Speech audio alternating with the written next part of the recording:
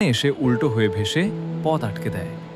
প্রথমে তরুণটি ভেবেছিলেন তিমিটি হয়তো খেলছে, কিন্তু কাছে যেতেই তার চোখে পড়ে এক অদ্ভুত দৃশ্য। বড় তিমিটির সাথে ছিল একটি ছোট্ট বাচ্চা তিমি। সে তার মায়ের চারপাশে ঘুরছিল এবং বারবার করুণ স্বরে ডাকছিল। তরুণটি তার নৌকা সামনে বাড়াতে চাইলে বাচ্চা তিমিটি সোজা নৌকার নিচে চলে আসে।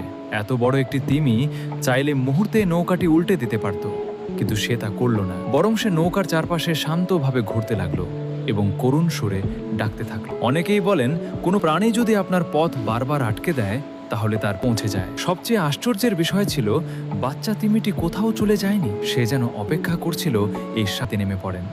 কিন্তু পানির নিচে যা দেখলেন তা দেখে সবাই হতবাক হয়ে যান। মা তিমিটি একটি বিশাল মাছ ধরার জালে ভীষণভাবে জড়িয়েছিল। সে যতই চেষ্টা করছিল নিজেকে মুক্ত করতে পারছিল না। তখনই সবাই বুঝতে পারল, বাচ্চা তিমিটি আসলে মানুষের কাছে সাহায্য চাইছিল।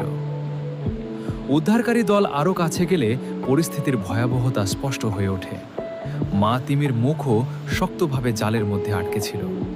যদি সময় মতো তাকে উদ্ধার করা না হতো তাহলে সে স্বীকার করতে পারত না। ধীরে ধীরে ক্ষুধায় তার মৃত্যু পর্যন্ত হতে পারত। পরিস্থিতির গুরুত্ব বুঝে উদ্ধারকারী দল সঙ্গে সঙ্গে অভিযান শুরু করে। একজন ডুবুরি সতর্কতার সঙ্গে ছুরি দিয়ে জাল কাটত। সমুদ্রের গভীরে এমন উদ্ধার অভিযান অত্যন্ত ঝুঁকিপূর্ণ।